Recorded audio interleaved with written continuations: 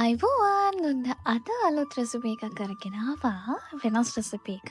අද අපි හදමු නිවිති වලින් පෑන්කේක් එකක්. ඉතින් කිව්වම ටිකක් පුදුමයි තමයි. හැබැයි අපි බලමු හරිම ඉක්මනට හරිම ලේසියෙන් කොහොමද මේ ගුණදායක කෑම හදාගන්නේ කියලා.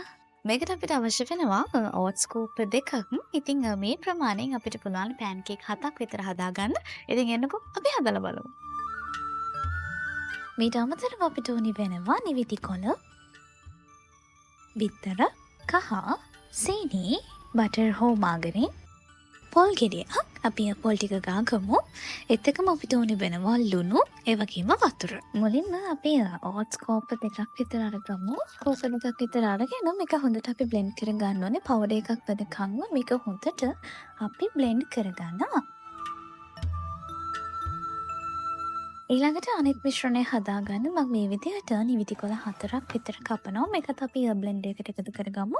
අපි මේකට වතුර ටිකක් එකතු කරගමු. හරිම පොඩි ප්‍රමාණයේ වතුර එකතු කරන්න ඕනේ. එතකම අපි බිත්තර දෙකක් වගේ එකතු කරගන්නවා. මොකද මම ඕට්ස් ස්කෝප් දෙකක් ගත්තා.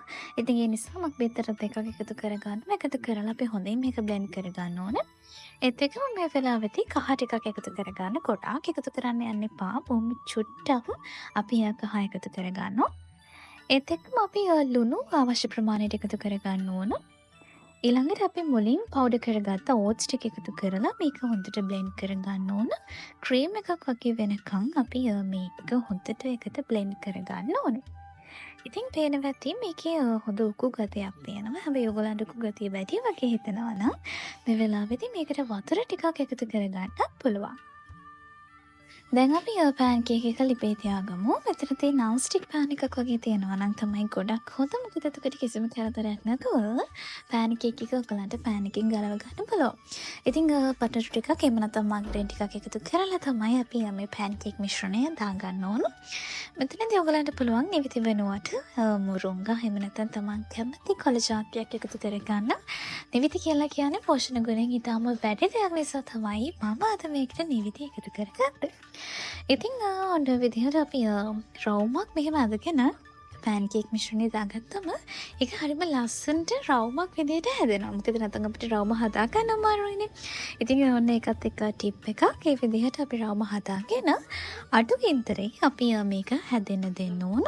ඉතින් එක පැත්තක් ඔයගලන්ට පේනවා හැදීගෙන එනකොට මේ විදිහට අනිත් පැත්ත හරවලත් ඔන්න ලිපේ තියාගන්න පුළුවන්.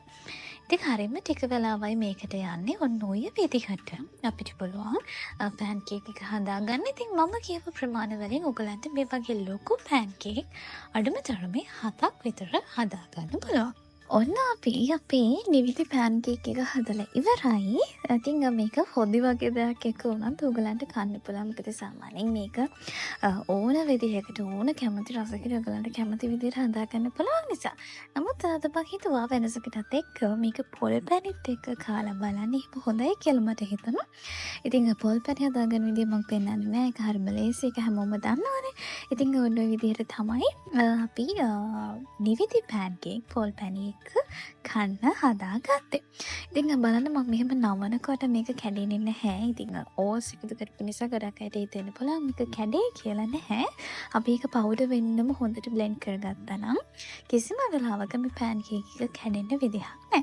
ඉතින් ලස්සනට හැදලා තියෙනවා. ඔයගොල්ලෝ කැමති විදිහට රෙසිපි එක වෙනස් කරගෙන සැර රසට ලෙවල් එකතු කරලා මේ ඕන විදිහකට මේ පෑන්කේක් එක හදාගන්න පුළුවන්. ඉතින් මේ විදිහට වෙනස් කරලා ඔයගොල්ලෝ හදලා හදපු පෑන්කේක් එක කොහොමද කියලා අපිට කමෙන්ට්ස් වල දාන්න. එතකොට ඒක බලන අනිත් අයටත් එකකින් අදහසක් ගන්න පුළුවන්.